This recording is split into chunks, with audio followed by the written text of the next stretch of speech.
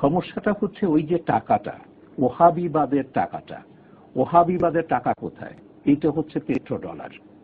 Saudi আরব যে টাকা দিয়ে বিলিয়ন বিলিয়ন ডলার দিয়ে আপনার সারা পৃথিবীতে এই লোক পাঠাচ্ছে।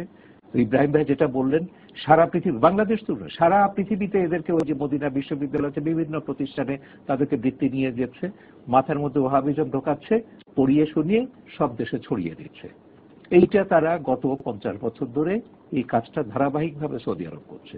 আমাদের এখানে যারা চাকরি সুবাদে যাচ্ছে, জীবিকার প্রয়োজনে যাচ্ছে, তারাও কিন্তু সেখান থেকে একরকমের মগজলাই হয়ে আসছে। আপনি এই যে সাম্প্রতিক একটা সংস্কৃতির ক্ষেত্রে যদি বলি, এই যে এটা টার্কিতে কথা হয়েছে, আমাদের এই মিশরে কথা হয়েছে, একই অবস্থা, আমাদের দেশে একই অবস্থা।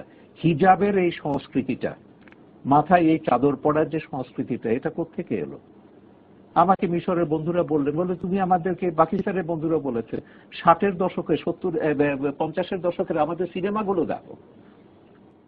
একেবারে আমাদের বাংলাদেশের কথা বলেন, একেবারে একই অভিজ্ঞতা।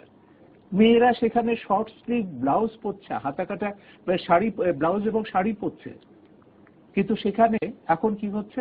চাদর ছাড়া আপনি চেহারা দেখবেন না। ঢাকা বিশ্ববিদ্যালয়ের কথা ভাবুন, এখন যেভাবে হিজাব বেড়েছে, আপনি অন্য আমরা যখন ছাত্র ছিলাম আমরা তো চোখেও দেখিনি হিজাব ওখান থেকে আসছে।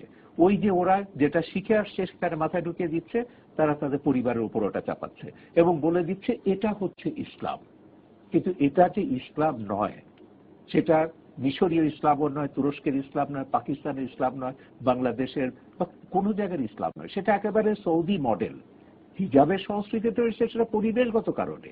ইসলাম আসার বহু আগে থেকে এরা একটু পরিবেশগত কারণে তারা মাথায় কাপড় দিতে হতো মরুভূমি লু হাওয়া থেকে বাঁচার জন্য, ছেলে মেয়ে নির্বিশেষে পুরো মাথা মুখ সব ঢেকে ফেলছে, লু হাওয়া, গরম বালি গেলে ফোসকা পড়ে যাচ্ছে। কিন্তু সেটা এখন ইসলামে সেটা রেখে দিয়েছে।